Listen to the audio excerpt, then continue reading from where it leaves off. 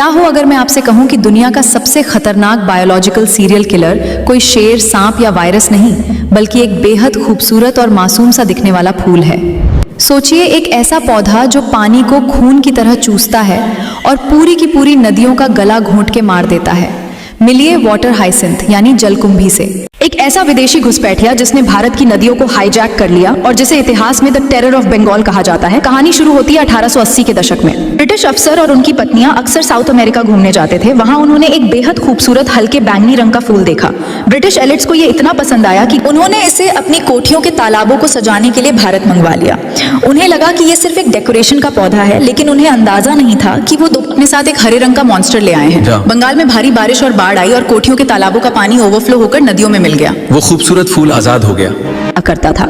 अब यहाँ कुदरत का सबसे बड़ा और खौफनाक हैक एक्टिवेट हुआ।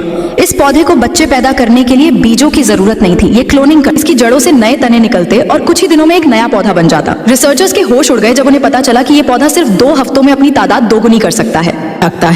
सिर्फ एक पौधा कुछ ही महीनों में हजारों वर्ग किलोमीटर की नदी को पूरी तरह ढक सकता है।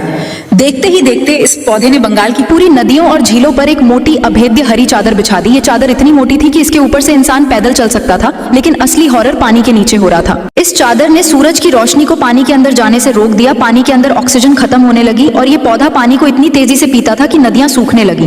पानी के अंदर मौजूद लाखों मछलियां, कछुए और जीव ऑक्सीजन न मिलने के कारण घुट घुट कर तड़प कर मर गए। बंगाल के लोगों की पूरी जिंदगी खाना और ट्रांसपोर्ट नदियों पर टिकी थी। जब नदियां इस पौधे से ब्लॉक हो गईं तो नावें चलना बंद हो गईं, ट्रांसपोर्ट रुक गया, मछलियां मर गईं, जिससे भुखमरी फैल गई और रुके हुए गंदे पानी में मच्छरों ने अंडे दिए, जिससे मलेरिया और हैजा की भयानक महामारी फैल गई।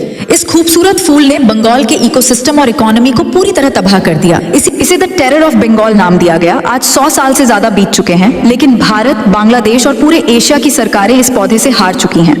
सरकार हर साल करोड़ों रुपए की मशीनें लगाकर इन्हें नदियों से निकालती है, लेकिन अगर पानी में इसका एक छोटा सा टुकड़ा भी बच जाए तो वो कुछ ही हफ्तों में फिर से पूरी नदी को ढक लेता है। अंग्रेज अपनी आंखों को सुकून देने के लिए एक फूल लाए थे, लेकिन कुदरत ने उस फूल को एक ऐसे ग्रीन वैम्पायर में बदल दिया जिसने भारत की नदियों का दम घोंट दिया।